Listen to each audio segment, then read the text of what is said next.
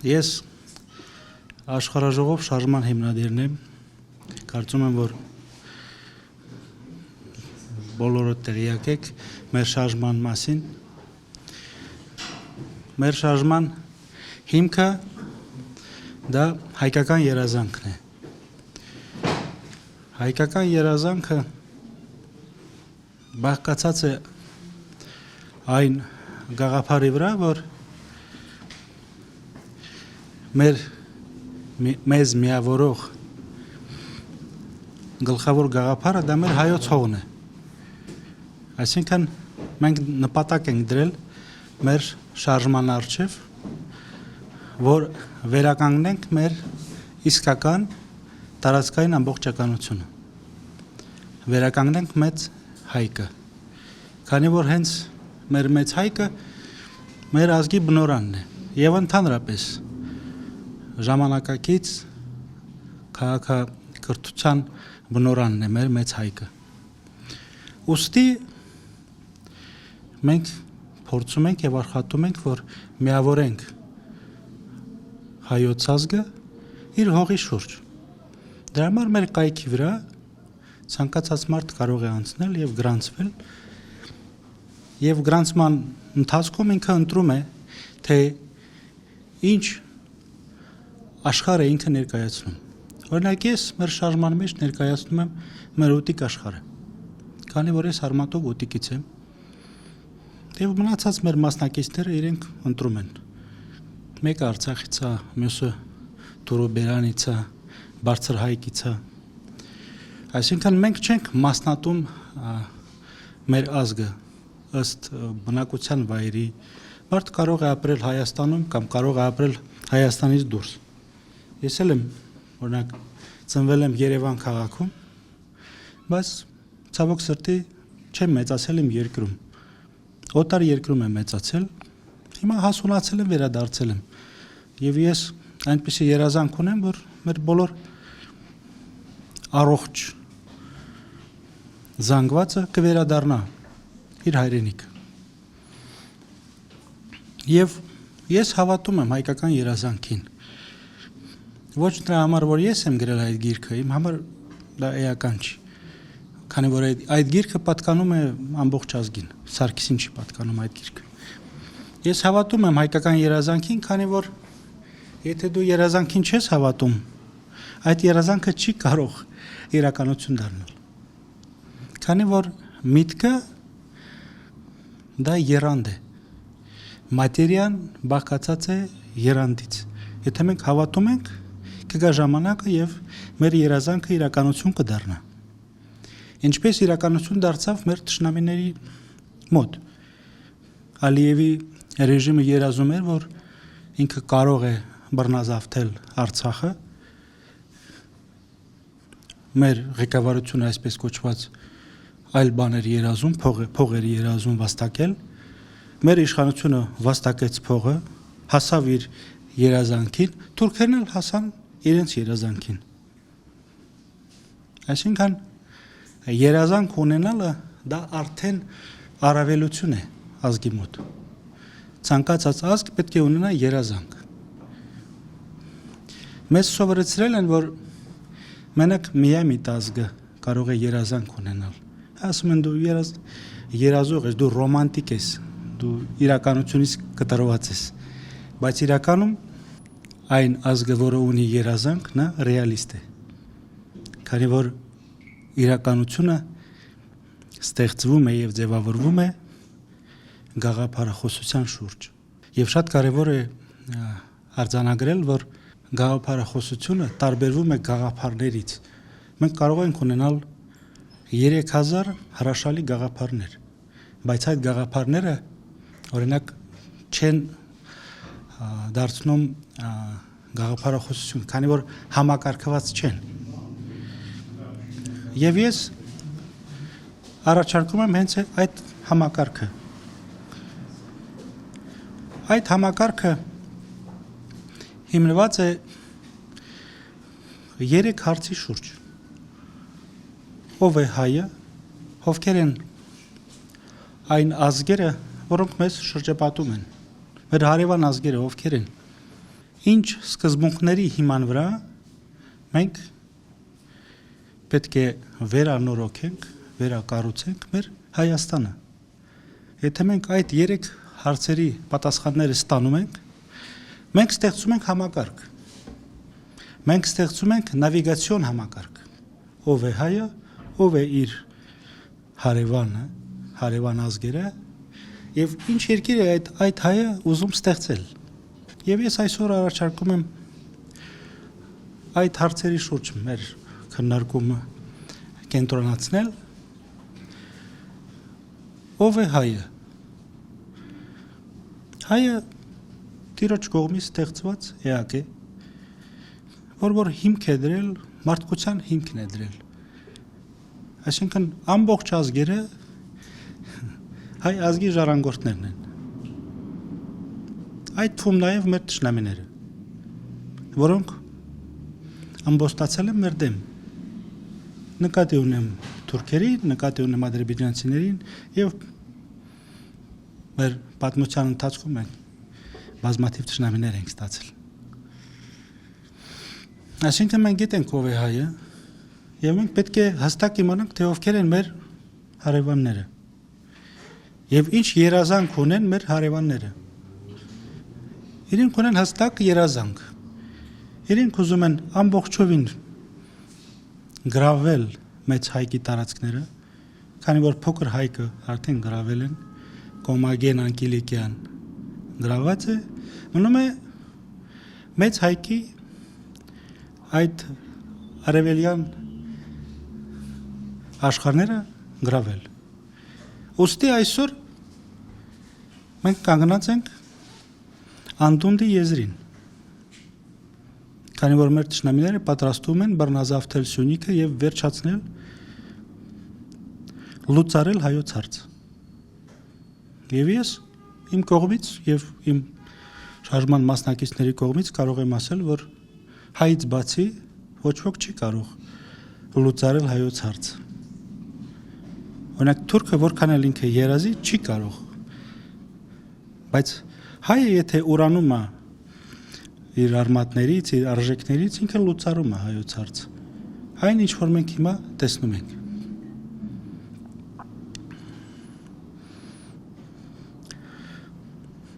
Ինչ որ վերաբերում է սկզբունքներին։ Իմ համար էական չի հայը որ կուսակցությանն է պատկանում։ Իմ համար էական չի հայը հայ առաքելական եկեղեցու հետևորդ է կամ ուղղափառ եկեղեցու հետևորդ է կամ կաթողիկ է կամ էլ աթեիստ է։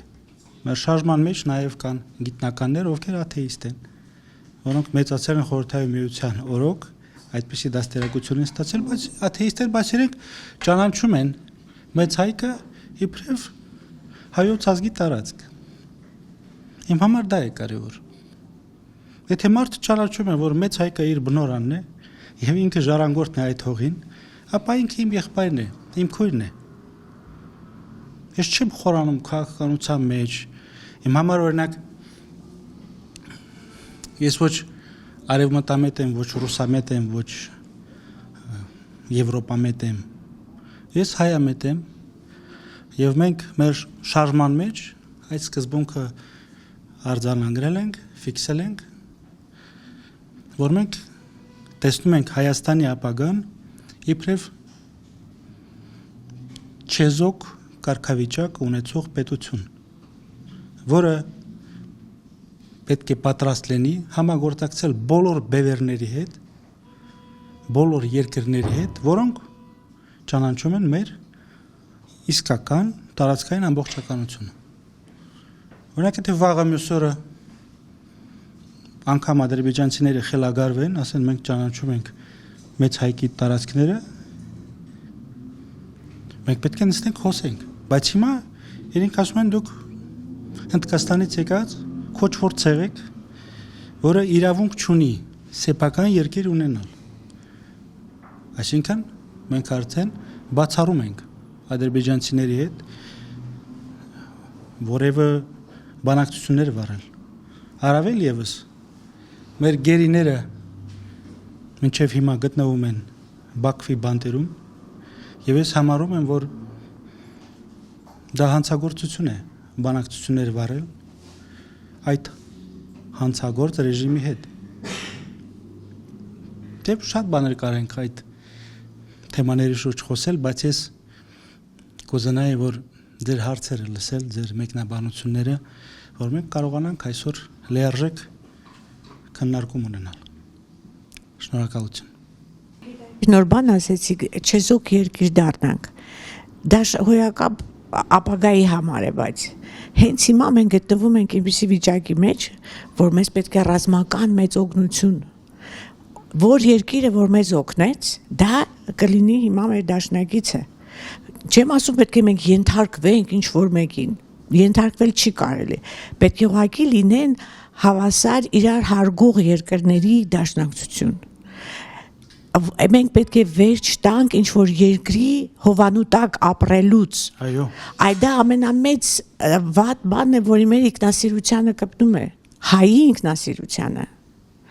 Իսկ ինչ մնում է Թուրքիայում գտնվող մեր տարածքների, հա, եթե մենք մտածենք, մենք վանեցի ենք, կարսեցի ենք։ Քանի որ եղել եմ Արևմտյան Հայաստանում, քրդերը ապրում են անի ավերակների շուրջ, Կարսում, Վանում, բայց իրան գիտեն, որ դա հայկական տարածքներ են։ Շատ հետաքրքիր մոտեցում էր դա։ Իրանք ասում են, սա հայերինն է։ Թուրքերը դա չեն ասում։ Բայց քրդերը գիտեն, որ դա իրենց է չէ, ու հայերը մի օր պետք է հետ վերադառնան։ Իսկ հենց հիմա չեզոքության մասին, եթե մենք խոսենք, նշանակում է մենք զենքերը վայր ենք դնում։ Այդպես չպետք է լինի, մենք պետք է հիմա շատ լավ զինվենք, որպեսզի պայքարենք այդ ամբողջի դեմ։ Շնորհակալություն հարցի համար եւ մեկնաբանության համար։ Մենք չպետք է դառնանք որևէ երկրի թափարգելը։ Մենք հիմա թափարգել ենք։ Անհրաժեշտ պահին մեզ ծախում են, հանձնում են։ Օրինակ, եթե մենք լինենք եւ շարունակենք լինել Ռուսաստանի թափարգելը, մեր դեմ ապստամբվելու է Արևմուտքը։ Եթե մենք լինենք Արևմուտքի թափարգելը, մեր դեմ Ռուսաստանը կամ այլ երկիրն է քայլեր ձեռնարկելու։ Ես կարծում եմ, որ մեղք է մեր ազգը հազարամյակներ շարունակ նույն խնդիրներն ենք մենք լուծում։ Այսինքն մենք պետք է հստակ սկզբունք արձանագրենք, որ սկիզբը դա մեր տարածքային ամբողջականությունն է։ Մեր Հայաստանն է իր տարածքներով։ Ոչ ներկա Հայաստանը, մենք պետք է ավելի լայն մտածենք։ Քանի որ եթե մենք մտածենք միայն օրինակ Արցախը պահելու համար, մենք չենք պահելու Արցախ, եւ մենք ականատես եղանք, թե ինչպես եղավ Արցախի կործանումը։ Մենք չենք կարող սահմանափակվել։ Մենք պետք է մտածենք ազատագրման մասին։ Եվ եթե մենք ուզում ենք, որ մենք ապահով լինենք եւ կարողանանք մեր անվտանգությունը ապահովել, մենք պետք է ազատագրենք Գանձակը, քանի որ Գանձակը ամբողջ արևելյան Հայաստանի լոգիստական մշակույթի կենտրոնն է։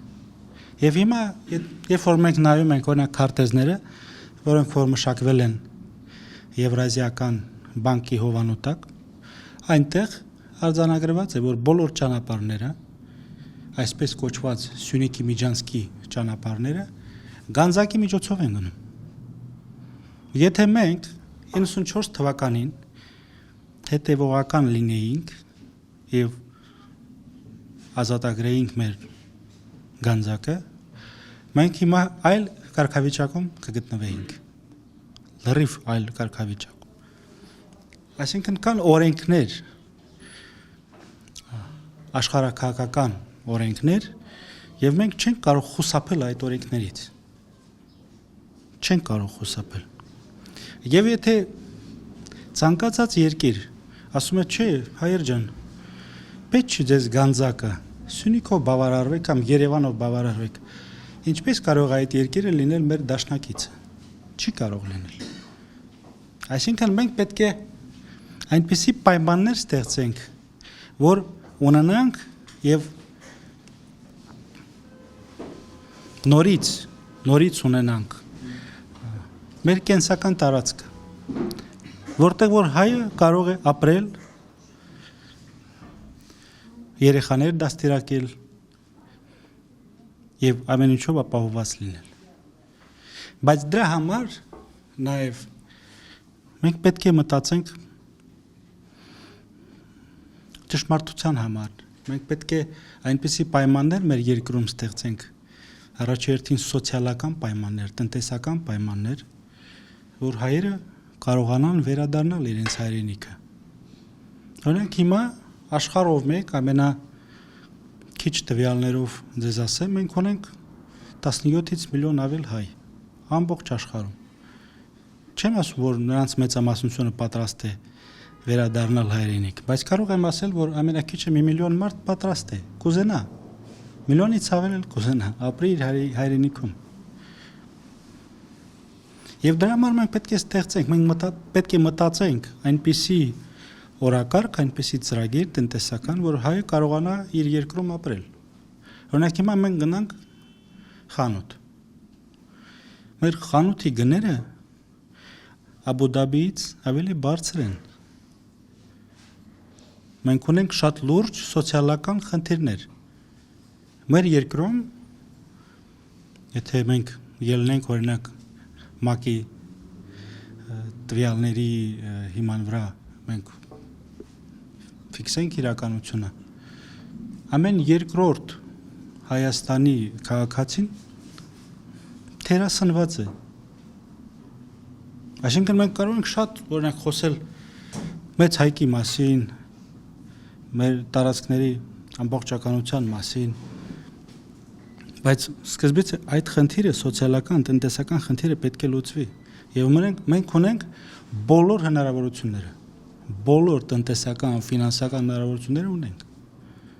Ուղղակի մենք պետք է ճիշտ համակարգ ձևավորենք։ Ներկա համակարգը մարդակեր է։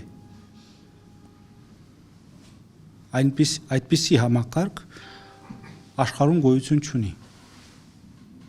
Չկա։ Որտեղ համակարգ աշխատում է նրա համար, որ հայերը լքեն իրենց երկիրը, որ չկարողանան գոյատևեն։ Եվ ես առաջարկում եմ, որ մենք միասնաբար մտածենք այդ խնդիրները լուծելու համար։ Եվ մեր շարժման ծրագրի մեջ մենք որոշ հոդվածներ ֆիքսել ենք, դուք կարող եք նաև ծանոթանալ այդ հոդվածների հետ մեր կայքից։ Այսպեսի մի հարց ունեմ, ուրեմն այդ երազանքին նպատակին հասնելու համար ինչպիսի քայլեր եք տեսնում, ինչպիսի ճանապարհներ եք տեսնում եւ օրինակ տեսեք ինչի համար եմ այս հարցը այսպես տալիս, օրինակ տեսեք Վիլսոնյան Հայաստանի վերաբերյալ մենք ունենք իրավական հիմք, որի համար հայությունը կարող է պահանջատեր լինել։ Պատմական Հայաստանի համար ինչպիսին են հիմքերը։ Սա մեկ հարց է եւ երկրորդը հենց որ տվեցի ինչպիսի քայլեր ճանապարհներ եք տեսնում այդ պատմական Հայաստանին հասնելու համար։ Շնորհակալություն։ Ինչ որ վերաբերվում է իրավաբանական հիմքերին, ես ուզում եմ իրավական։ Ես ուզում եմ ձեզ նաև հարց տալ, ինչ իրավական հիմքերի վրա Թուրքիայի ֆաշիստները բռնազավթեցին Արևմտյան Հայաստանը եւ հիմա փորձում են բռնազավթել Արևելյան Հայաստանը։ Չէ, ես շարունակեմ, հետո կպատասխանեք։ Այսինքն իրենք ուժ են կիրառել։ Եթե դու թույլ ես, դու չես կարող հիմնվել Վիլսոնյան քարտեզի վրա։ Եթե դու ոչ մի բան ես, դու չես կարող ասել, որ Արցախը իմն է, կամ Ուտիկը իմն է, կամ Նախիջևանը իմն է։ Անկամ եթե դու 3 տոննա փաստաթղթեր ունենաս։ Փաստաթուղթը էական չի։ Մեր ազգը ունի աստվածատոր առաքելություն, որը պետք է իրագործվի։ Մենք չենք կարող խուսափել այդ առաքելությունից։ Եվ մենք ունենք բազմաթիվ քարտեզներ, բազմաթիվ Գերադոտից ի վեր։ Դա է հիմքը։ Ամբողջ աշխարհը գիտի մեր իսկական սահմանները։ Ամբողջ աշխարհը գիտի։ Եվ մենք թույլ լինելով փորձում ենք ապացուցել թուրքերին, ազերիներին, որ մենք փաստաթղթեր ունենք, եւ Ռուսաստանի նախագահն ասում է մեր ՊՆ-ում ձեր քարտեզները կան, եկեք վերցրեք, հիմք վերցրեք։ Հիմա մենք պետք է հասկանանք։ Մենք պատրաստ ենք ստրուկ լինել եւ շարունակել մնալ ստրուկ, կամ մենք ստեղծում ենք նոր երկիր, անկախ երկիր, որը ունի իրական սահմաններ։ Օրինակ ես հաշվարկել եմ Հայք եւ Բելի ճակատամարտից մինչեւ հիմա, չէ, մինչեւ Հայաստանի առաջին բաժանումը 387 թվականին։ Մենք համարյա 3000 տարի ունեցել ենք եւ պահպանել ենք մեծ հայքի սահմանները։ Համարյա 3000 տարի։ Օրինակ հռոմեական կայսրությունը գոյատևել է 500 տարի։ Բյուզանդիան իր սահմաններում գոյատևել է մոտավորապես մի 1000 տարի։ Հայքի երկիրը իր սահմաններում ապրել է համարյա 3000 տարի։ Ինձ որևէ փաստաթուղթ պետք չի։ Ես գիտեմ իմ սահմանները։ Մեր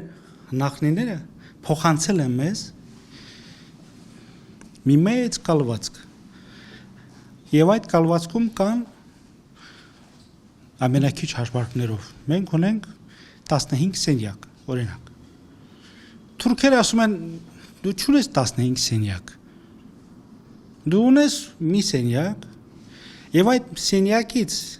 մինչեւ օրինակ խոհանոցը կամ մինչեւ զուգարանը դու ունես միջանցք։ Եվ այդ միջանցքը դու պետք է ինձ տաս։ Դու ասում ես ինչու պետք է քեզ տամ, ասում դու թույլ ես։ Դու Հնդկաստանից եկած քոչվոր ցեղ ես։ Դրա համար ես վերցնում եմ այդ միջանցքը։ Այսինքն ես հույսս միջազգային դատարանների վրա չեմ ուզում դնել։ Ես չեմ ուզում, որ մենք դարձյալ սխալվենք։ Հա էլի դու ունես այդ փաստաթղթերը ներկայացրու, ինչպես օրինակ պարոն Պապյանն է անում։ Շատ մեծ գործ է կատարում այս մարդը։ Եվ ես ուսումնասիրել եմ, խորին ուսումնասիրել եմ պարոն Պապյանի բոլոր աշխատանքները։ Կարևոր է, շատ կարևոր է խոսել Վեսոնյան Հայաստանի մասին նաև։ Շատ կարևոր է։ Քանի որ դա մեզ արթնացնում է, հոգեպես արթնացնում է։ Բայց ես առաջարկում եմ ավելի լայն մտածենք։ Եթե դու ունես կալվածք, որտեղ որ 15 սենյակներ ունես, դու ինչու ես սահմանափակվում Նիկոլի Հայաստանով։ Ուզում հասկանալ եմ։ Մենք այդքան տկար ենք, որ սահմանափակվենք դրանով։ Ես առաջարկում եմ, որ մենք վերականգնենք մեր ողնաշարը, ազգի ողնաշարը։ Այդ 3000 տարին, որի մասին ես ասեցի, մենք ունեցել ենք աշխարհաժողով, իբրև համակարգ, կառավարման համակարգ, որը ներկայացնում է բոլոր տարածքները եւ բոլոր հայկական դասերը, դասակարգերը։ Եվ այդ ամենը հավաքելով դու արդեն ստանձնում ես լեգիտիմություն։ Դու իրավասու ես պահանջել, եթե դու հավաքում ես ժառանգորդներին։ Ախպեր, ես ազգի տատերին, պապերին քշել են հայքի երկրից, բռնազավթել են իրենց ունեցվածքը, իրենց տները, ջախջախել են իրենց գերեզմանոցները։ Մենք իրավասու ենք պահանջել։ Եվ ես առաջարկում եմ սկզբից ազգով վերականգնել աշխարհաժողովը, որը Սարգսյանի չի, ընդհանուր ազգինն է։ Ազգինն է պատկանում աշխարհաժողովը։ Այդ ողնաշարը վերականգնում ենք եւ դառնում ենք պահանջատեր։ Հետո ազգով կուտակում ենք մեր ամբողջ ներուժը։ Երբ որ մենք լինենք միասնական, հզոր, մենք Իսրայելի պես ինչ որ մեզ պետք է վերցնելու ենք, կամ այլ ազգերի պես։ Իմ համար Իսրայելը օրինակ չի։ իրենք բազմաթիվ թերություններ ունեն։ Այդպես եմ կարծում։ Հիմա ես պատասխանեմ ձեր հարցին, ինչու ինչպես վերցրեց Օսմանյան կայսրությունը Հայաստանը, եթե չուներ իրավական հիմքեր, այդ հարցի պատասխանը մեկն է, միակն է, դա ցեղասպանություն էր։ Եվ եթե էլի պետք է ուժի զորով մենք վերցնենք ինչ-որ տարածքներ, պատմական Հայաստանը այս պահին աշխարհում նշեք երկրորդ մի պետություն, որ պատմական Հայաստանը ճանաչում է որպես հայի սեփականությունը։ Չկա երկրորդ այդ պետությունը, դա հայի մտքում է, հայի հոգում է։ Իսկ Վիլսոնյան Հայաստանը համեմատած պատմական Հայաստանին չեմ ասում սահմանափակվենք Վիլսոնյան Հայաստանով, ասելիքս դա չէ։ Ասելիքս այն է, որ եթե չունենք իրավական հիմքը զավթել, այս բառը ճակերտավոր եմ ասում, արդեն զավթել կլինի, եթե մենք չունենք իրավական հիմք, զավթել կլինի։ Նախ եւ առաջ այս 29700 քառակուսի կիլոմետրը դեռևս այն հիմքը չէ, այն տարածքը չէ, որ կարող է պլազդարմ լինել այդ պատմական Հայաստանի վերականգնման համար։ Մենք հիմա ունենք այդ հաղթաթուղթը, Վիլսոնյան Հայաստան կոչված հաղթաթուղթը ունենք, որից հետո մենք պետք է արդեն մտածենք պատմական Հայաստանը վերականգնելու մասին։ Սա է ասում։ Ինչ պետք է դուք ունենաք ի սկզբանե, որ պահանջեք օրինակ Վիլսոնյան Հայաստանը։ Երազանքներ իրականացնելու համար պետք են քայլեր նպատակ դարձնելու համար։ Ես ձեզ կոնկրետ հարց տվեցի, դուք ասում եք, որ ներկա Հայաստանը բավարար չէ, ինչպես ես հասկացա, բավարար չէ, որ արդեն որ մենք դնենք օրինակ մեր հարց ավելի լայն։ Ազգային իշխանություն պետք է ունենանք։ Հա, բայց ասում եք, էդի բավարար չի։ Մենակ ազգային իշխանություն թե ինչ։ Էլ ինչ պետք է ունենալ։ Ազգային իշխանություն պետք է ունենալ եւ հետո կա հաղթաթուղթը, որով պետք է պահանջատեր լինենք։ Սա է ուղին։ Եվ հետո ձեր երազանքը կդառնա նպատակ եւ այն իրականացնելի կդառնա։ Եվ մի հարց եւս տամ, ինչպիսի դաշնակիցներ, որ պետություններին եք տեսնում դաշնակիցներ այդ ձեր նշած նպատակը իրականացնելու ճանապարհին։ Հայաստանը ինչպիսի դաշնակիցներ պիտի ունենա։ Դա կարող է լինել Պարսկաստանը, կարող է լինել Հնդկաստանը, Չինաստանը, կարող է լինել Հունաստանը, Ֆրանսիան, Միացյալ Նահանգները կարող են լինել։ Եթե վաղը մյուս օր ասենք իրավիճակը փոխվի, օրինակ Մոսկվայում եւ իրենք որոշեն, որ Ադրբեջանին այլևս իրենք չեն օժանդակում, թող իրենք էլ մեզ օգնեն։ Թող բոլորն էլ օգնեն։ Այսօր կարող է այդ երկիրը լինել քո թշնամին, վաղը այլ բան կարող է կատարվել։ Այսինքն մենք պետք է ավելի ճկուն լինենք, բայց եթե մենք ուզում ենք իրականում ճկուն լինենք, մենք պետք է ճիշտ մոդել կիրառենք։ Օրինակ ես տեսնում եմ, որ Շվեյցարիայի մոդելը մենք կարող ենք կիրառել։ Ոչ միայն օրինակ ռազմական ոլորտում, այլ ընդհանրապես դիվանագիտորեն։ Շվեյցարիան կարող է ՆԱՏՕ-ից ինչ որ իրեն պետք է ստանալ, բայց ինքը ՆԱՏՕ-ի անդամ չէ։ Ինքը չեզոք կարգավիճակով պետություն է։ Մենք էլ կարող ենք նույնպես լինել։ Մեր տարածքն է, Շվեյցարիայի պես տարածք է, սարերա, ձորերա, ինչու՞ չէ։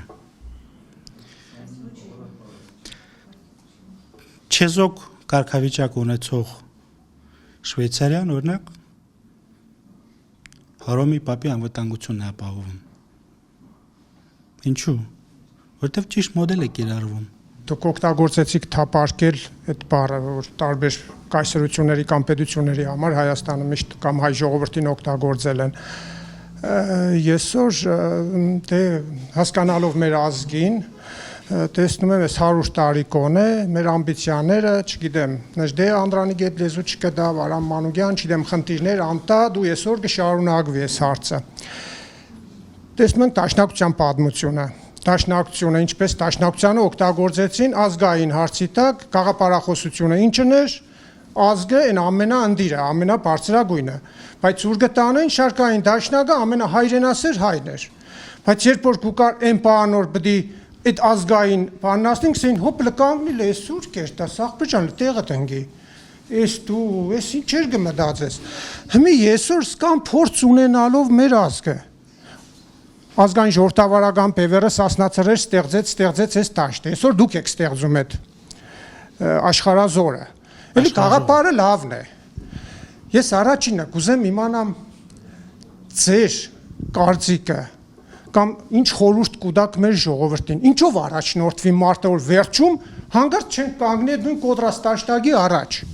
որ վերջում ասեն, թե հոպ, լկանգնի, աղբեր ջան, այս սկան պայքարինք, մեկ է վերջում հեշ բան չեղավ։ Մեկ է կուզեմ անձամբ իմանամ ձեր ամբիցիաներն ու այս բարձր գաղափարը Տոգոսայինով ձեր մեջ, անձամբ ձեր մեջ, որն է գերակշռում։ Այսինքն անպայման դուք պետք է եղնիք այդ տրոշակակիրը, թե ենթադրենք կարելի է Սամվելի հետ, Մարտիրոսի հետ այդ քայլը ենել։ Եթե մենք ուզում ենք հասնել մեր երազանքին, մեր ընդհանուր շահերը պետք է գերազանցեն մասնավոր շահերին։ Եթե իմ մասնավոր շահը ավելի կարևոր է, քան մեր ընդհանուր շահը, մենք կործանվելու ենք, արդեն կործանված ենք, եթե այդպես է։ Ես ամբիցիաներ ունեմ, եթե ասեմ, որ ես ամբիցիաներ չունեմ, ուրեմն կխաբեմ ձեզ։ Ունեմ, ամբիցիաներ ունեմ։ Բայց ես պատրաստ եմ քայլել հավասար այն մարդկանց հետ, որոնք կիսում են այդ գաղափարախոսությունը, որոնց համար գեր նպատակը մեր Աստվածն է, մեր Հիսուս Քրիստոսն է։ Դա է իմ ընդհանուր շահը։ Ես Ռուսաստանում ամեն ինչ ունեցել եմ եւ ունեմ։ Ես չեմ եկել օրինակ Հայաստան խոպան, չեմ եկել փող վաստակելու։ Ես միայն ծարսում եմ Հայաստանում, ես չեմ վաստակում փող։ Ես չեմ եկել, որ մի կերպ բավարարվեմ իմ հայրենիքում, մի բան ստանամ, մի բան փոկեմ, ինձ պետք չի։ Դրա համար եթե ազգը պատրաստ է, ես էլ եմ պատրաստ իմ ազգի հետ։ Ցանկացած քայլերին։ Նոր ասեցիք, որ սրտով վստահելով չենք կարող խափնվենք։ Ձեզ օրինակ բերեմ մեր պատմությունից վերջի 2018-ին ժողովուրդը սրտով վստահեց Փաշինյանին, արդյունքը տեսնում ենք։ Այդ լուրջ չի, ձևի բաներ է, փաստարկներ բերել են այդ հարցում։ Ընդհանրապես վստահությունը երկու հիմքով կարա լինի։ Վստահությունը կամ գիտելիքի հիման վրա անալիզ անելով մարդուն կարողանում ես վստահես, կամ էլ անձնական կապերի վրա։ Ես ասենք ուրիշ տարբերակ չեմ տեսնում, էլի։ Ես ունեմ ուրիշ տարբերակ։ Լավ, ինչ որ է սա։ Կարամ ներկայացնեմ։ Վստահության ձևավորման այդ երկու գիտակցական եւ ենթագիտակցական շերտերից բխող այդ երկու բաներն են, հնարավորություններն են։ Երկու մեթոդներով էլ ես Հայաստանի պատմությունը այս 30 տարվա նայելով տեսել եմ, որ երկու մեթոդներով եւ գիտակցական եւ ենթագիտակցական մեթոդներով մեր ժողովրդին խաբել ստացվել է ու խաբել են։ Ինչպես Հիսուս ասում է Սուրբ գրքում, վատ ծառը չի կարող լավ պտուղ տալ։ Եվ լավ ծառը չի կարող վատ պտուղ տալ։ Ինչ որ վերաբերում է ինձ, ժամանակը ցույց կտա։ Հիմա դուք ուզում եք, որ ես համոզեմ ձեզ, որ ես լավն եմ, ես լավը չեմ։ Չէ, ես անձամբ ձեր նկատմամբ վստահության հարցը չի ուզում բարձրացնել։ Ես ընդհանրապես վստահության հարցը սրտով բան անելու վստահելու հարցն է։ Դուք թերագնահատում եք սիրտը։ Թերագնահատում եք սիրտը, քանի որ մարդը այնպես է ձևավորված, որ ձեր բանականությունը փոխկապակցված է էմոցիաների հետ։ Աշխարհաժողով շարժման գործադիր տնօրենն եմ Դավիթ Հաննես, շատ ուրախ եմ այստեղ գտնվելով։ Մարդիկ առաջինը հաշվարկով են խափնվել, առաջինը իրանք ատելով այն 5 կենդանիներին սիրել են այս սրան ու իրանց հաշվարկը այն նրա մեջ է եղել, որ այն նրանից ազատվեն, առաջնահերթ։ Դրա հիման վրա, նրան ատելությունով կոնտրաստի վրա սերը առաջացել, այդ հավատքը առաջացել այս սրան։ Այո, ու քանի իրավիճակը այնա, երբ որ մենք ունենք չարի ու բարի էլի պայքար, մարդիկ միշտ ուզեցել են այդ բարի լինի, որտեղ մարդը ենթագիտակցորեն չի կարա ապրի, եթե իմանա երկուսն է չարիք են, ինչը ենթագիտակցորեն վերաբերվում էլի։ Ես մի ուրիշ մեխանիզմ բերեմ բանը, ինչն ասում մարդկանց մոտ այսպես կոչված վստահության առաջացման, ցանկացած մարդ շանտաժի ռեժիմում երբ որ գտնում է, երբ որ իրան նկատմամբ կա կյանքի կամ չգիտեմ ավելի բարձր աստիճանի սպառնալիք, այդ ժամանակ մարդիկ համաձայնվում են ավելի փոքր, ավելի թույլ բաների, ինչ են զիջումների գնալ, բայց այդ շանտաժանողի հիմնական նպատակը հենց այդ թույլ զիջումներն է, որ իրան պետք է իր նպատակները իրագործելու համար։ Օրինակ հիմիկվա ասենք մեր իրավիճակը Նիկոլ Փաշինյանի քաղաքականությունը կարելի է վերածել բանել սաղդ բաները այլևալ բաները նկարագրությունները թողնելով 4 որտակը նայես Նիկոլ Փաշինյանի քաղաքականությունը հայ ժողովրդի նկատմամբ իր պարտադրումը հայ ժողովրդին թուրքերի միջոցով ենթարկվել իրան։ Հիմա դա ու այդ մանիպուլյացիայի բանը կիրառման մեթոդների զգալի գործիքակազմը զգացմունքային ոլորտի վրա ազդելու, ենթագիտակցության վրա ազդելու մեթոդիկայի կիրառությունն է Փաշինյանի կողմից։ Այսօր այդ բանը պետք է հաշվի որ երկու ձևով այդ ամենը չի կարող կիրառելի լինեն։ Ես այլ մեր թվարկությունից առաջ նույնիսկ Հնդկաստանում եղել է որ Հնդկաստանում գոյությունն այդպես, այսինքն կրոնական դասի մեջ է օգտագործում, երբ որևէ մեկը ուզում է դառնալ եպիսկոպոս, ես հարաբերական եմ վերցնում։ Ինչ են անում, տալիս են որևէ մեկին, ասում են իր զգացողությունների հիման վրա դասավորիր զգացողությունները այնպես, ինչպես մեզ է հարմար։ Եվ այդ ձևով հիմա մեր հետ են վարվում, սիրտը, գիտելիքը, ինչպես Կոնֆուցիոսն է ասում, առանց գիտելիքի մտածելը դա վտանգավոր է։ Դրա համար նախարարությունը գիտելիքները ինչպես պետք է հասնենք, ինչից պետք է հասնել։ Այդ ամենը պետք է քննարկել։ Ասածս նաև ոչ թե մեկը մեկին հակասում է, այլ այդ լրիվ իրար հետ է աշխատել։ Զոտաս, այո, այսինքն ոչ թե օրինակ ձեր ասած Սարգիսի ասածը մեկը մեկին հակասում է, լրիվ ուղղակի իրար հետ են աշխատացրել։ Այո, այսինքն մարդիկ վերցրել են ու օգտագործել են, որ կա չարիք, դուք չեք կարող երկու չարիքի մեջ ապրեք, այնի բարիք է։ Մեթոդոլոգիա, ու վերջ։ Ու մանիպուլյացիա։ Պետք է հասկանալ ըստ ինձ ռուս-թուրքական մեխանիզմը, այսինքն վերցնենք նույնիսկ կայսրությունները, ցանկացած կայսրություն ինչպես են իրենց վերաբերում, եւ քանի որ հիմա մենք գտնում ենք ռուս-թուրքական ակցիաների մեջ ընդունել հանձնել, պետք է դա հաշվի առնել, թե ինչպես գոյատևել։ Սերեն մի բառ ասեմ, իրաց մեխանիզմը հասկա, Բրազիլիա եւ Վաստի։ Ոչ միայն դա համամիտ չեմ, որտեղ իրենք իրենց կայսրապաշտական շահերից ելնելով իրենք կատարում են այն, ինչ որ իրենց պետությանն է հարմար։ Մենք կարող ենք շատ խոսել ցանկացած երևույթների մասին, բայց մենք պետք է ֆիքսենք մի մեծ կարևոր փաստ, որ մենք պատասխանատվություն ենք կրում։ Այսինքն եթե մենք մեկին ընտրում ենք, մեկին նվիրվում ենք, մենք էլ ենք պատասխանատվություն կրում։ Եթե մեր ազգը ժամանակին արժանացել է Նիկոլին, ստացել է նրան։ Հիմա բոլորս մաքուր ենք, ինքն է վատը։ Հա վատն է, վատից էլ է վատ։ Բայց ազգը պետք է այդ պատասխանատվությունը նաև կրի։ Եվ մենք արյան գնով վճարում ենք։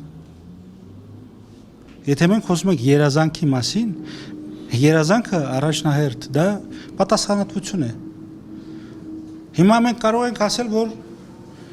կայսրություններն են մեղավոր, որ մենք այդքան տկար ենք, որ մենք հավատք չունենք, որ մենք իրար դավաճանում ենք։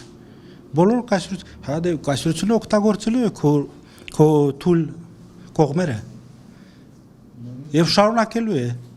Կապ չունի այսօր Ռուսաստանը վաղը 1000 տարի առաջ Բյուզանդիան ա եղել, այսօր Ռուսաստանն է վաղը այլ կայսրություն կլինի։ Էական չի։ Մենք պետք է ազգովին պատասխանատվությունը, մեր հողի պատասխանատվությունը կրենք։ Եվ ինչ որ մենք ընտրում ենք, մենք ստանում ենք։ Եթե մենք ազգով երազում ենք փողի համար, մենք կործանվում ենք։ Իսկ եթե մենք ավելի բարձր արժեք ենք դնում մեր առջև, մենք կբարգավաճենք։ Եվ հաստատ ես համոզված եմ, որ կբարգավաճենք։ Երկրորդ հարցը տամ։ Դուք նոր որ ասում եք տարբեր երկրների հետ համագործակցության հնարավորությունը մի կատեգորիայի մեջ որպես պոտենցիալ դաշնակիցներ թվարկեցիք եւ Չինաստանին եւ Հնդկաստանին եւ Իրանին եւ ԱՄՆ-ին եւ Ֆրանսիային։ Իմ համար ակնհայտ է, որ ասենք մասնավորապես օրինակ Չինաստանը հնարավոր չի, որ մեր համար դաշնակից լինի, նախ որովհետեւ իր դեմոգրաֆիկ բաների, խնդիրների պատճառով ինքը պարզ չի մոտակա 10 ամյակում ինչ փոփոխությունների կենթարկվի, միգուցե կարող է իր մոտ ասենք, չգիտեմ, հերթական հեղափոխությունը լինի, սովը լինի, կազմալուծվի այդ պետությունը, մասերի բաժանվի եւ այլն, իսկ այն ռազմավարական պլանավորում Չինաստանը այդ իրականացնելը այսօրվա դրությամբ շատ մեծ խնդրանալից է։ Երկրորդն էլ այսօրվա դրությամբ մենք ակնհայտորեն տեսնում ենք, որ Չինաստանը ավելի շատ ավտոկրատ ու Հայաստանի թշնամի երկրների հետ է բարեկամ, քան թե Հայաստանի հետ։ Իմ համար, ասենք, նույն կատեգորիայում դասել թեկուզ Իրանը եւ Չինաստանը բավական զարմանալի է։ Ուզում եմ իմանալ դուք ինչ որ բաներ տեսնում եք հնարավորությունների, ինչ որ կոնկրետ հնարավորություններ տեսնում եք Չինաստանի հետ կապված, դրա համար եք ասում, թե Հա։ Ես փորձից ելնելով եմ ձեզ ասում։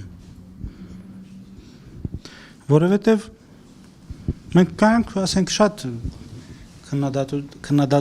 քննադատություններ ներկայացնել հատկապես Չինաստանի վերաբերյալ, բայց մենք ինքնուրույն քաղաքականություն չենք վարում։ Մենք ես ձեզ մի օրինակ բերեմ, էլի։ Համարյա թե երևի վերջի 30 տարվա ընթացքում մենք շատ առաջարկներ ենք ստացել Չինաստանից։ Ոչ միայն երկաթուղին, բազմաթիվ տնտեսական առաջարկներ ենք ստացել։ Եվ գիտեք, ինչ պատասխաններ են ստացել չինացիները Երևանում։ Ասել են գնացեք Ռուսի հետ պայմանավորվեք։ Մենք ինքնուրույն չենք։ Մենք չենք որոշում։ Մենք գաղութ ենք։ Հիմա ով է մեղավոր, որ դու գաղութ ես, որ դու չես կարողանում կողմնորոշվել։ Եթե դու ինքնուրույն ես, բոլորը ուզելու են հետը համագործակցել։ Եթե դու ինքնուրույն չես, ապա դու ում ես պետք։ Գնա կործանվի ինչ ուզում ես արա։ Ինչ որ վերաբերում է Պարսկաստանին։ Մենք ունենք պատմական փորձ։ Մենք պետք է վերականգնենք Մետաքսի ճանապարհը։ Պարտավոր ենք։ Եթե մենք ուզում ենք վերականգնել մեր իսկական տարածքային ամբողջականությունը, մենք պետք է Մետաքսի ճանապարհը վերականգնենք։ Հիմա կապ չունի ովքեր են նստած Տեհրանում։ Կապ չունի։ Համ իրենց է պետք այդ ճանապարհը, համ մեզ է պետք։ Եթե ամերիկացիներ օրինակ կողմնակից լինեն, որ ասեն, հա, հայերը պետք է ունենան Մետաքսի ճանապարհը, ինչու՞ չէ, թող համագործակցեն։ Թող ֆինանսավորեն։ Ով է դեմ։ Ես դեմ չեմ։ Այսինքն եթե մենք դաշնակիցների մասին ենք մտածում, սկզբից հայելին պետք է նայենք, թե ով ենք մենք։ Մենք ունենք շատ մեծ հնարավորություններ ազգով, հսկայական ներուժ ունենք, բայց մեր պետության ղեկավարները ասում են, ախպեր ես ոչ մի բան չեն որոշում, նրանցեք զանգեք Մոսկվա, էլի, նրանց հետ պայմանավորվեք։ Մենք գաղութ ենք։ Դե գաղութ եք, մնացեք գաղութ։ Հիմա ինչ կլինի Չինաստանում 5 տարի հետո, 10 տարի հետո։ Հիմա մենք ենք կործանվում, մենք չենք կործանվում։ Մենք ենք կործանվում, մեզ են բաժանում։ Չեմ ասում, որ թերություններ չունեն չինացիները, բայց մեր թերությունները, եթե մենք սկսում ենք հաշվարկել, մենք մեր վրա պետք է կենտրոնանանք, մեր խնդիրների վրա։ Եվ այդ խնդիրը, որի մասին ես ասեցի, դա հոգևոր խնդիր է, սիրելիներս, հոգևոր խնդիր է դա։ Կապ չունի դու քիչ ես թե շատ ես։ Տիրոջ առջև չինացին եւ հայը դա այս երկու մատն են ձերքի վրա։ Կապ չունի դու 17 միլիոն ես, ինքը միլիարդ հոգես է։ Դուք պետք է հավասար շփվեք իրար հետ։ Ինչպես օրինակ Իսրայելը Միացյալ Նահանգների հետ շփվում է։ Հիմա քանակով ով է շատ։ Իսրայելը թե Միացյալ Նահանգները։ Բայց ինչու են Միացյալ Նահանգները հաշվի նստում։ Որտեւ Իսրայելը գիտի 2005 հավատացած ծրագրում եկավ աշխարհին ասաց, որ Իրանը ով է ստեղծել աշխարհը եւ դրանով ինքը Ամերիկայի Հա դու էլ ունես ծրագիր, ինչու՞ չես դու կիրառում։ Դու ավելի շատ հիմքեր ունես քաղաքակրթական։ Արդեն ունեք ծրագիր, կա ծրագիր։ Նժդե ունեցող ազգը ոնց կարող ասի, որ ինքը ծրագիր չունի։ Բոլորդ էլ ներկայացնում եք, ինչու՞ չէ։ Համաձայն եք Նժդեի գաղափարախոսության հետ։ Բայց ճիշտ եք անում, պետք է շարունակենք, որ արդյունքներ ստանանք։ Ուրեմն այսպեսի մի խնդիր կա, որտեղ հայացքը դրսից Հայաստանի, եւ հայացք դրսից ասում են ինչպես կարելի է որ Հայաստանում հանկարծ չեն տալիս մի քանի ամսվա աշխատավարձ, հանկարծ թոշակ չեն ստանում, հանկարծ կարգերը մարդը ոտքը դեպք ունի կարգերը չեն ստանում, հանկարծ ծեծում ջարդում են ինչ որ մարդու, բայց այդ մարդն է մեղավոր դուրս գալիս ոչ թե ծեծողները, հանկարծ այսինքն մենք Հայաստանի ներսում ունենք իրավական խնդիր Մենք մեր մոտ օրենք չկա, մեր մոտ օրենքները չեն գործում։ Ամենասարսափելին դա է, եթե հիմա մենք խոսում ենք իրավական վճիռների մասին, հա, մենք ունենք քարտեզներ, մենք ունենք ամեն ինչ, խելոք տրամաբանությամբ ամեն ինչ հասկանում ենք, բայց պրոբլեմը այն է, որ գլուխը կանգնած մարդը ոչ ոք չի հասկանում դրանից, ոչ օրենք գոյություն ունի Հայաստանում, Եվ ոչ գիտական գլուխ, դա է ամբողջ հարցը եւ պայքարը ստեղ ինչ են ասում, պետք է ազգային ղեկավարություն լինի։ Եվ դա կապ չունի ինչ կուսակցությունից են մարդիկ։ Պետք է պրոֆեսիոնալ մարդիկ լինեն ամեն մի կառույցներում։ Դա կապ չունի ինչ կուսակցությունից է այդ մարդը։ Եթե մինչև մենք այդ կիսվածությունը մեր չթողնենք եւ միավորվենք մի գաղափարի շուրջ, դա առաջին հերթին, որ երկու օրենք պիտի գործի։ Մենք չէինք դժվար 44 օրյա պատերազմում, եթե բոլոր կաշառակերները եւ այդ մեր հենց դավաճանները արդեն նստած էին բանտում։ Եթե իրանք բանտում լինեին, եթե օրենք աշխատեր, մեր տղաները, հիմա հերոսները չէին լինի եռաբլուրում։ Օրենքը չի գործում երկրում։ Մեր առաջին պայքարը դա պիտի լինի օրենք երկրի ներսում։ Մեր երիտասարդները շատեր ուզում են հետ վերադառնալ։ Ասում են գնանք, այս բանը էս են ուզում, այն բաները այսքան փող են ուզում։ Օրենք լինեն երկրում։ Դրա համար եմ ես ասում, հոյակապ բանը, երբ որ Շվեյցարիայի նման ենք ուզում դնել, բայց հիմա մեզ պետք է զինվել։ Քանի Ադրբեջանը զենք ունի, Թուրքիան զենք ունի, մեզ վախեցնում են, առաջինը մենք պետք է ունենանք ազգային իշխանություն եւ օրենք երկրում եւ զինվել։ Շնորհակալություն։ Գիտեք, շատ այս հետարքիր բան կա։ Երբ որ դու Հայաստանում, Երևանում հատկապես փողոցներ անցնում ես, շատ հաճախ մեքենաները քեզ չեն զիջում։ Կանանչով էլ գնում անցնում։ Ինչու՞։ Որտեղ մեկը մյուսին չի սիրում, չի հարգում։ Հիմա եթե մենք իրար չենք սիրում, մեզ ով պետք է սիրի։ Ինչու է այդ նույն հայը գնում է Ռուսաստան եւ զիջում է բոլորին։ Բայց իր երկրում որևէ մեկին չի զիջում։ Ուզում հասկանալ էլի, գնում են Դուբայ, բոլոր օրենքները հետևում են։ Եթե մենք այդպես օրինապաշտ ազգ ենք, սիրում ենք օրենքները, մենք ինչու իրար չենք հարգում։ Մենք ինչու օրինակ աղբը նետում ենք փողոցում։ Աղբարանի մոտ կանգնում է, գետին հագցում։ Մենք մեզ թերագնահատում ենք, մենք մեզ չենք սիրում, մենք միմյանց անարգում ենք մեզ։ Ոչ միայն, հա, կրթականը շատ կարևոր է, բայց այնքան կրթություն չունեցող մարդիկ կան, որոնք որ հետևում են, չէ՞ օրենքներին։ Ախր մենք եթե մենք ուզում ենք, որ մենք լինենք միասնական, դու ազգային պետություն չես կարող ձևավորել, եթե դու միասնական չես։ Եթե դու ուզում ես լինել միասնական, դու պետք է քո դիմացինին սիրես, հարգես։ Սա ինչով մենք հիմա նոր քննարկում եք, խոսում եք, ես կարծում եմ, որ դա հետևանքներն է բուն պատճառի։ Նույնը ձեր չզիջելը, իրար հանդեպ թշնամանքը նոր շեշտեցիք, ես ասեմ ռուսերենով, собака бывает кусачей, только от жизни собачьей։ Այսինքն հիմա մենք ուզում ենք մեր ազգը բուժենք, ձեր տեսակետը որ ազգերի հետ, որ պետությունների դոկտրինի մեջ համտած մեր ազգի ոչ առողջանալը, մեկ,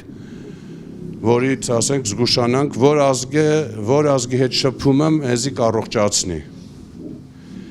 Երկուս եւ այս հարցերը շատ կներեք, բայց դա մանր հարցեր են, որը որ բխում է մի գլոբալ հիմնական պատճառից, որը որ ներմուծում են վիրուսը,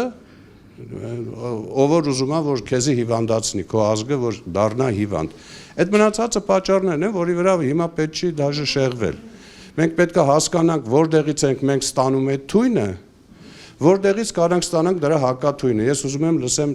ձեր կարծիքը, որ երկրներից սկսենք կոպիտ ասած զգուշանանք, թե որ պետք է հզորանանք, բնական է պետք է հզորանանք, որ պետք է ունենանք շատ լավ VPK, լավ տնտեսություն, նոր սկսենք արդեն այդ նույն Վիլսոնյան իրավար վճիռը, երբ որ մենք ուժ չունենանք, դա դրա այդ ուժը ուրիշը կօգտագործի իշահ իրան, մենք պետք է լինենք կայացած արդեն, բայց որպեսզի կայանանք, ինչ պետք է անենք, որ կայանանք, որ դառնանք երկիր։ Տնտեսապես ամեն ինչով, այդ ամեն ինչը կբերի այդ մնացած հարցերի սաղի պատասխանը, որ կդառնանք նորից ցիվիլ, նորմալ ազգ, որը որ կանք, որին որ մենք ամբողջ ազգին տվել ենք ամեն ինչը, ամբողջ երկրներին։ Իսկ վատ ազգ չկա, ուղղակի այդ պետություններին չեմ ես ձեզ այնց այդ պատասխան ուզում լսեմ, բոլորն էլ Աստծո ստեղծածն են, իրանք լավն են։ Իրանց դոկտրինում ուղղակի մենք կարող է իրանց կոկորտին ոսկորենք, կամ իրանք իրանց շահերը առաջնորդվելով մենք դառնում ենք իրանց համար խոչընդոտ։ Հիմա կուզեմ լսեմ, որ երկրներն են, չեմ ուզում ուղղորդեմ, որը որ մեզի մեր պատմությունը ինչքանով որ մենք գիտենք, ինչքանով որ հասել է, մեզի անչափ վնաս է տվել, սենց ասեմ լավ ժողովրդականով։ Շնորհակալ եմ։ Ես կարող եմ ասել, որ այս երկրագունդի վրա չկա մի ազգ, որը երազում է, որ հայերը ունենան մեծ հայք։ Չկա։ Բոլորն էլ ուզում են, որ մենք տկար լինենք, որ գնանք ասենք օգնություն տվեք, փող փոխանցեք, զենք անվճար տվեք։ Հա, բոլորն էլ այդ են ուզում մեզնից։ Ես կարծում եմ, որ եթե աշխարհը կապ չունի, հիմա երկրների մասին չեմ խոսում, սկզբունքի մասին եմ խոսում։ Եթե աշխարհը տեսնի, որ հայերը միմյանց չեն դավաճանում, այդքան լրտեսներ, որքան որ Հայաստանում կա, կարող է ասենք Ռուսաստանում չլինի։ Ինչու, որովհետև էս է գաղափարը։ Այսինքն, եթե ամբողջ աշխարհը տեսնի, որ հայերը հավատարիմ են իրենց հայր Աստծուն առաջնահերթ, եւ իրենք երազում են հզոր երկիր ունենալ, վերականգնել իրենց երկիրը, իրենք մեզ կհարգեն եւ հաշվի կնստեն մեր նպատակների հետ։ Ստիպված։ Իսկ ինչ որ վերաբերվում է միջոցներին, ես կարծում եմ, որ երկու գերակա պայման կա, որը մենք պետք է անպայման իրականացնենք։ Առաջինը անվճար կրթություն մեր երկրում, եթե մենք ուզում ենք վերականգնենք։ Անվճար, միջին եւ բարձրագույն կրթություն։ Պետությունը պետք է ապահովի դա, պարտական է ապահովել։ Երկրորդը անվճար առողջապահություն։ Այդ երկու պայմանը անպայման պետք է իրագործվի, որ մենք կարողանանք ձևավորել մեր դասակարգերը։ Եթե դու չունես կրթական, արդյունավետ կրթական համակարգ, դու չես կարող հզոր սպայակազմ ունենալ բանակում։ Չէ՞ որ այդ մարդկանց դու պետք է ամեն ինչով ապահովես։ Պետք է բժշկես, պետք է կրթես։ Իրենք երեխաներ ունեն, ապագայում թորնիկներ ունեն։ Այդ երկու պայմանը կարևոր է։ Իսկ եթե մենք մտածենք, որ որևէ մեկը մեզ տալու է բոլոր հնարավորությունները, որ մենք վերականգնենք մեր երկիրը, այդպեսի բան չի լինելու։ Ամենամեծ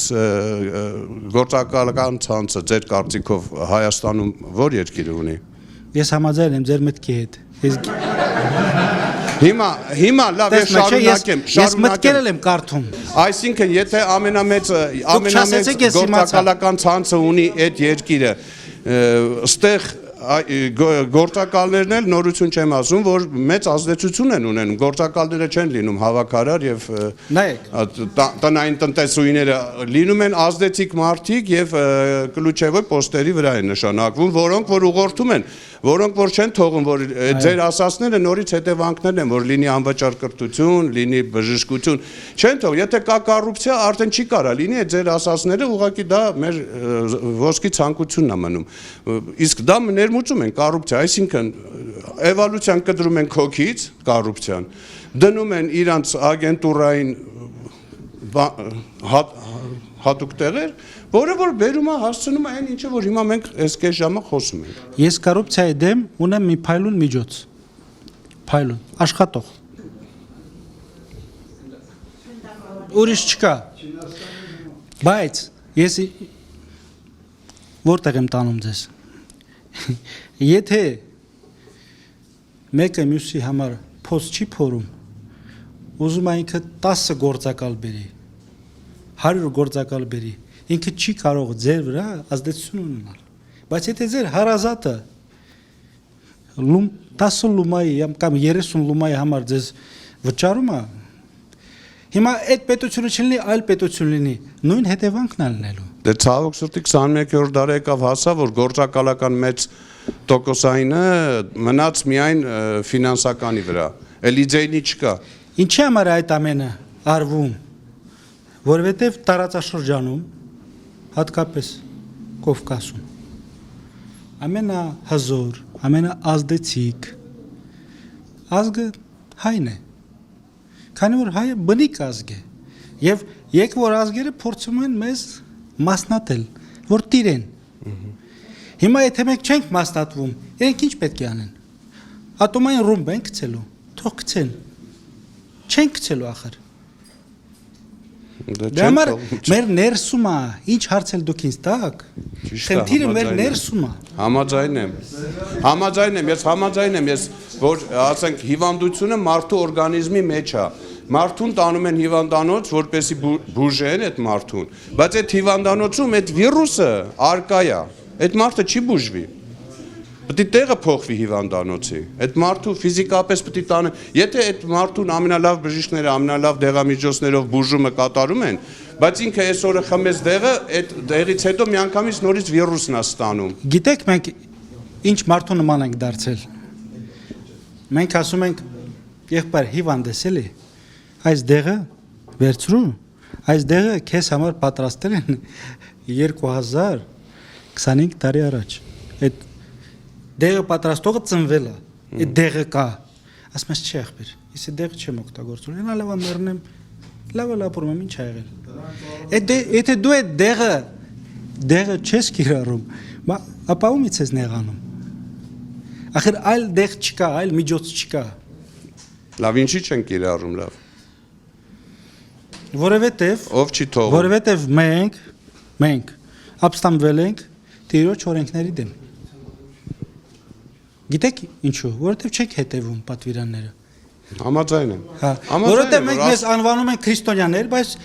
իրականում քրիստոնյաներ չենք։ Վալոդ Մորադի։ Ուրախ եմ որ ձեզ ստեմ տեսնում։ Նմանապես։ Ուրեմն, essence մի հարց կա, մի անգլերեն խոսք ասում, beat around the bush։ Մենք ամեն ինչի շուրջը խոսում ենք, հիմնական կետին չենք խփում։ Արդյոք դուք մեր խնդիրների էությունը, բնույթը այսօրվա կարգավիճակով քաղաքական համարում եք թե ոչ, որովհետև հենց այն երկրներ որ ասում են ինչ ես դու գաղութ դառնում, մեր ուզածով չի էլի որ մենք գաղութ ենք դարձել, գաղութարարն է եկել որ գաղութ է դարձել, նրանք մեզի ամեն ինչի շուրջ կպտտացնեն, բայց քաղաքականությունից չխոսել, որտեղ մինակ դեղը, որ աշխարհում կարողանում են խնդիրներ լուծեն եւ այդ ասեն, այս քոնը դա էս այն չի քաղաքական ասպարեզում է։ Ինչու ենք մենք այդ բանից հեռանում։ Մեր խնդիրների լուծումը արդյոք քաղաքական է տեսնում, թե ոչ։ Շնորհակալություն հարցի համար։ Մենք գտնվում ենք համակարգային ճգնաժամի մեջ։ Այսինքն, եթե մենք ասենք, որ մեր խնդիրը միայն քաղաքական է, մենք իրար խափում ենք, որովհետև մենք ունենք նաև տնտեսական խնդիր, մշակույթում ունենք լուրջ խնդիրներ։ Այսինքն, եթե ազգը բարդում է, օրինակ մշակույթի ոլորտում, ինքը հողեր է կորցնում։ Եվ համաձայն եմ, ունենք նաև քաղաքական խնդիր։ Շատ լուրջ, բայց մենք չենք կարող լուծել այդ քաղաքական խնդիրը, եթե մենք չլուծենք հոգևոր խնդիրը։ Եթե դու լուծես հոգևոր խնդիրը, այս իշխանությունը մի օր անգամ չի մնալու իշխանություն։ Բայց եթե մենք միայն խոսենք քաղաքականության մասին, մեկը ասի, պարոն Պապյանը ասի, Բևերը ունի 3% ձայն, ես ասեմ, ես ունեմ 23% ձայն, մյուսը ասի ունի 90% ձայն, քաղաքականության մասին մենակ խոսենք, ինչ է փոխվելու։ Մենք ունենք այնպիսի իշխանություն, որը մենք արժանացել ենք ունենալ։ Երբ որ արժանանանք այլ իշխանություն, կունենանք այլ իշխանություն։ Դուք կարող եք ասել, որ չեն թողնում։ Ես համաձայն եմ, որ չեն թողնում։ Բայց մենք պետք է պայքարենք, որ ստացվի, եթե մենք ցանկացած պահին, ասենք, մենք պետք է գնանք թույլտվություն խնդրենք այս կամ այն մայրաքաղաքից։ Եթե մենք միշտ գնանք, որ մեզ թույլ տան կամ թույլ չտան, մենք արդեն կործանված ենք։ Ուզում եք 3 ժամ խոսացեք քաղաքական խնդիրների մասին, ուզում եք 10 ժամ խոսացեք, որևէ բան չի փոխվելու։ Կարող եմ անդրադառնալ քաղաքականությունից է որ խոսում ենք, մենք չենք խոսում քաղաքականությունը նույն ձևի մշակույթը, ասենք ինչ որ գրականություն է այդ բան։ Քաղաքականությունից ենք խոսում, որ հենց այն մեր հայրենատար լինելու իրավունքը առաջ Վարժան Ավետիսյանն ասում է, որևիցե բան ուզենալուց առաջ, խնդրելուց առաջ դու պետք է որևէ բան ներկայացնես։ Մենք նստում ենք նույն այն սեղանի վրա անգամ ներկայացված չենք, որ խաղ են խաղում այս աշխարհի երեսին։ Դա է քաղաքականությունը, չեմ ասում, այդ սովորական մարդիկ ամենը քաղաքականությունից են խոսում, բլոգերները ամենը, այդ քաղաքականություն չի։ Դու պետք է ուժ ներկայացնես, որ քաղաքականության մեջ, ասել եմ Խրիմյան հայրիկին, թուղթով չմտնես այդտեղ, այլ երկաթե շերեփով։ Հետո քեզ կթողնեն այդ քո փոքերի մեջ դու քո ներմուծում ունես, ուրեմն կարող ես նստես խաղաս, հիմա ինչքան կարողանաս դիմացինից կրես տանես։ Եվ նաև դու պետք է իմանաս ինչ ես դու ուզում։ Որտեղ օրինակ Միացյալ Նահանգներից ես գիտեմ, օրինակ երբ որ քաղաքական գործիչներ գալիս են ազդեցիկ, չեմ ուզում անուններ տալ, իրենք ասում են հայր ջան, ինչ եք ուզում։ Էլի գալիս ենք ձեր երկիրը, քննարկում ենք, բայց դուք ինչ եք ուզում։ Ինչ նպատակներ ունեք։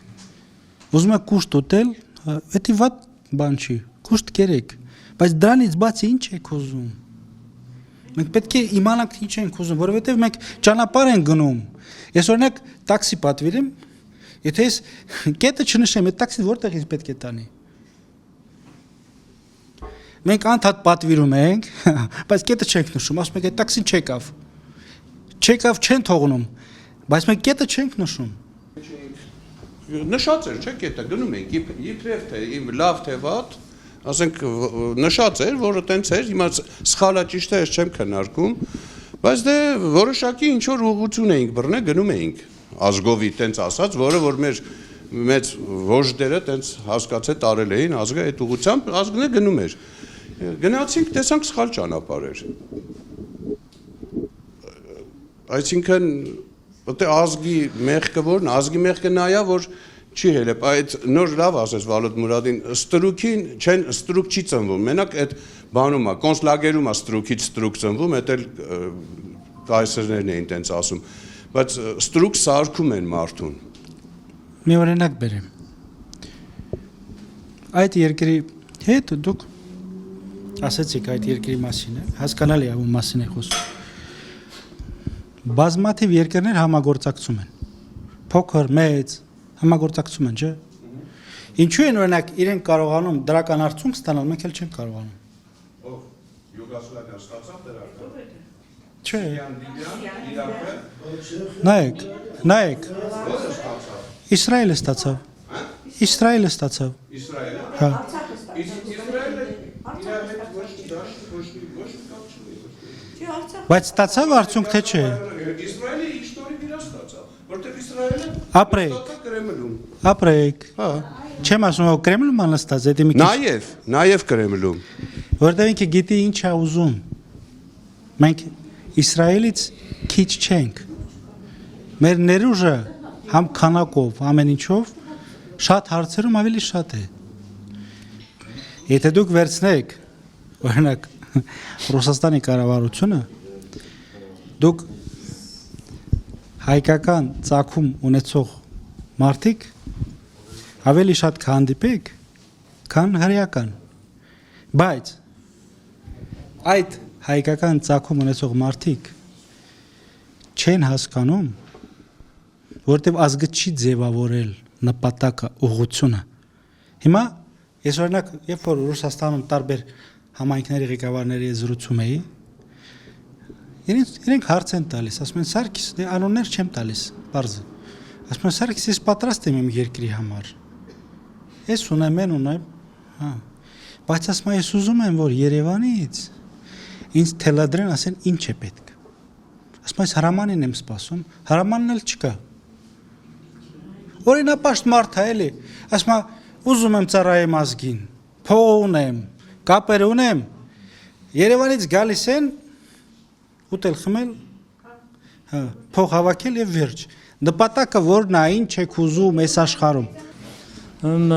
Առանց թիմի գործելու ազգային նպատակի մասին դրվագ հայոց պատմության մեջ 1921 թվականի փետրվարյան ապստամբությունը դրա վառ օրինակն է, երբ չկար թիմ, բայց կար ազգային նպատակ, ազգային պետությունը ստեղծելու։ Սա առանց թիմի գործելու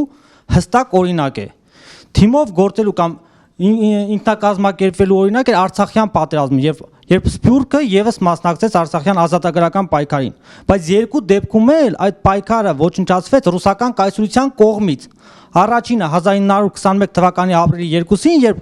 երբ բոլշևիկյան իշխանությունը զորքը մտավ եւ այստեղ մորտազդեր ծարեց այդ կազմակերպիչներին, այդ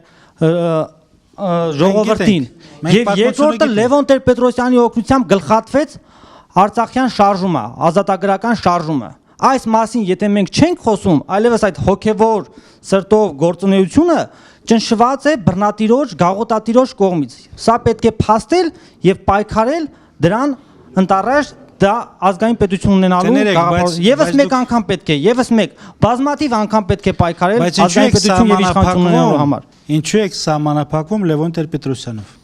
Հայաստան այլ ղեկավար։ Նա էր ադմինիստրացիայի ղեկավարը։ Չէ, բայց Լևոնից հետո դուք ղեկավար չեք ունեցել։ Նրանք շարունակությունն էին։ Բոլորն էլ նայեք։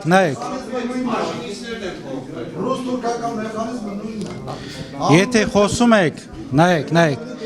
Քանի որ այդ թեման բարձրացրիք, հա։ Եկեք բոլորի մասին խոսենք։ Բոլորն էլ պետք է պատասխանատվություն կրեն հայ դատի առջև։ Եթե չկրեն, մենք ազգ չենք։ Մենք իրավունք չունենք մեզ անվանել ազգ։ Կամ լավագույն դեպքում ժողովուրդ ենք, կամ վայրի ցեղեր ենք։ Ռուսական ադմինիստրացիան մինչև այս հիմա գործում է։ Արդեն ռուս-թուրքական ադմինիստրացիա է։ Հիմա ոչ մի բան չանեք, որ գործում է։ Ինչ եք առաջարկում։ Հա գործում է։ Եթե ոչ մի բան չանեք, 1000 տարի էլ է գործելու։ Բա ինչ անի։ Ես վիճելու բան չունեմ, ես իմ կարծիքն եմ արտահայտում։ Խոսեցիք քրիստոնեական համամարտկային արժեքներից ու հայկական բարձրավանդակից, հայկենից ինձ հետաքրքիր է, եթե մի ցեզի տան թակավոր Հայաստանի ու ուժերսել լավ եղնի, արդեն հզորցել ենք, հնարավորություն ունենք, աչին ծախին թրերես կդրի։ Ու թշնամիները երգու ոդը յեդիտերը կսե արչիտիրոջի ծորբա, երգու ոդը մեկ սապոկ են դրել, ու կսեն որ մենք ձեր մե հողում չպդիտանք։ դուք այդ հարցը ինչը պետք է լուծեք։ Ամեն հնարավորություն ունեք, թողակ պետք է, ու դուք ես 5 տարի ժամանակ ունեք, ավել չունեք։ Արդեն Աբրիկ 1000 տարի ծերեք պետք է բանել։ Թողակ պետք է հաջորդ մի աբաշնոր էլի ժառանգիմ, թե ինչ որ հարցը կրնակ լուծեք։ Ինչ եք այդ քրիստոնեական արժեքներն ու այդ հայկական բարձրավանդակը, ինչ եք համատեղում։ Շատ լավ հարց։ Շատ լավ հարց։ Նայեք։ Ես անձամբ ես, քանի որ ինձ եք այդ հարցը։ Հա, անձամբ է։ Եթե Նիկոլի պես չպատասխանեք։ Էտովա։ Չէ, Նիկոլովա, որ Նիկոլի պես պատասխանա։ Բայց Նիկոլի պես պատասխանել եմ, մինչև հիմա պատասխանել եմ Նիկոլի պես։ Բայց ինչու եք ասում։ Նայեք։ Դուք ասացիք, որ ինձ 5 տարի են տալու, 5 տարի ժամանակ, թե որքան ժամանակ ինձ ունեմ։ Քիչ կար ժամանակի։ Մի տարի ունեմ, թե 3 տարի, որքան տարի ունեմ։ 5 տարի ունեմ։ 5 տարի։ Ուրեմն մենք պետք է ձևավորենք միջուկային կամ քիմիական, ասենքն զանգվածային ոչնչացման զենք եւ կիրառենք։ Եթե այդ պարագայում, երբ որ հարցը դրված է, դու կամ պետք է լինես քո հողի վրա կամ ոչնչանաս, ես կընտրեմ այն, որ օգտագործեմ զանգվածային Մեր վրա չեն հարձակվում, բայց չեն տալու հողերը։ Ոչ չեն հարձակվում։ Չէ, մենք Բայց է հարձակում չի, Արցախում հարձակում չեղավ։ Օրինակ վաղը այդ խմբերը մտան Սյունիք։ Դա հարձակում չի։ մի թույլ ենք մտնում են։ Դա ուժեղցել է։ Չէ, դուք ուղիղ հարց տվեցիք, բայց Նիկոլի պես պատասխանում եք։ Ես ես ասեցի, երբ որ կանգնած լինի հարցը, մենք լինենք թե չլինենք, ես հաստատ օգտագործելու եմ այդ զենքը։ Մնալու հարցը է։ Այսինքն անդարձակվենք թե մնանք նույնը։ Ես ձեզ պատասխանեցի, ես օգտագործելու եմ այդ զենքը։